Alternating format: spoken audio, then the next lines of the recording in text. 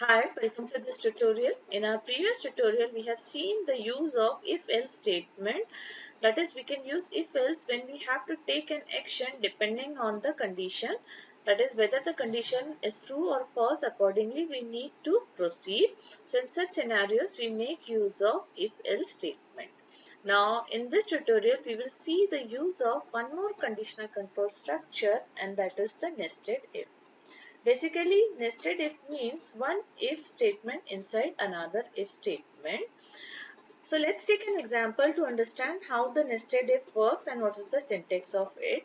So here we will take an example where we will read a number from the user and we will check whether the number is a positive number or negative number or whether it is equal to 0. So we will check whether the number is 0, positive or negative. Okay, so let's read a number from the user first.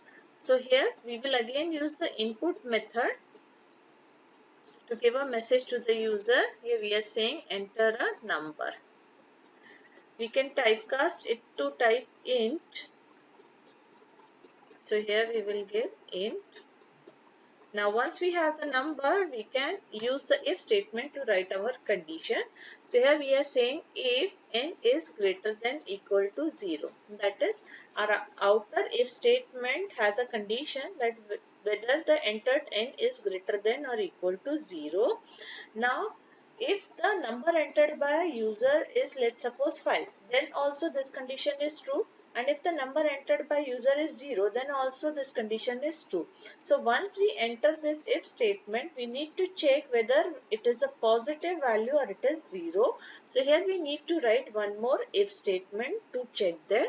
So we are giving if here, and here we will give a second condition, that is if n is equal to 0. Okay.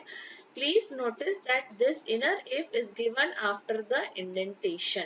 Since this is inside the outer if, so here we need to give the indentation first, and again we are using 4 spaces, which is the standard Python indentation.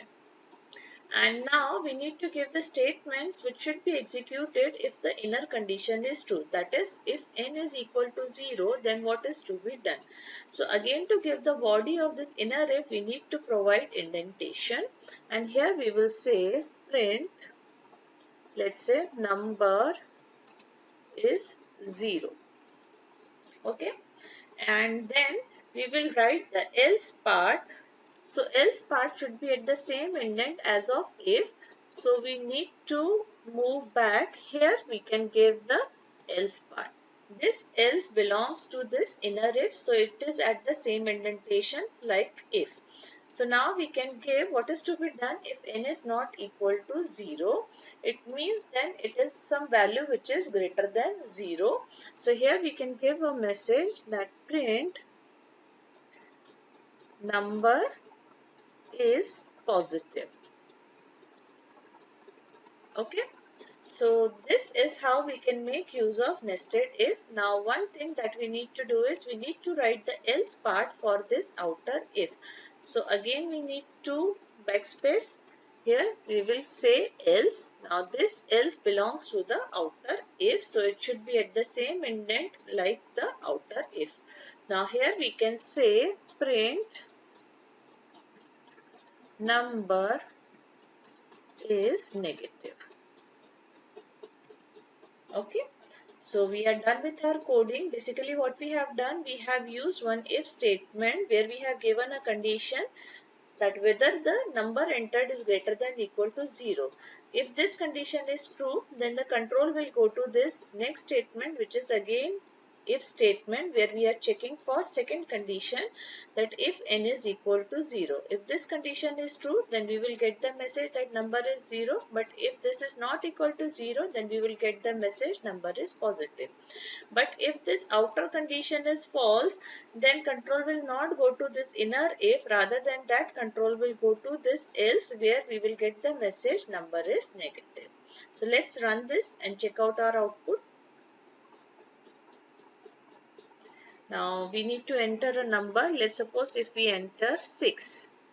So here we are getting the message number is positive. Similarly, you can try for other cases as well. Let's suppose if we enter 0, we are getting number is 0. If we enter some negative value, let's run this again. If we enter some negative value, let's say -9, we should get that number is negative. We are getting number is negative. So this is how we can make use of nested if. That is when you have to write one if inside another if. This inner if is evaluated only if the outer if is true. Otherwise it will never get the control. So I hope the use of nested if is clear to you. In next tutorial we will see the use of if elif later. Thank you for watching this tutorial.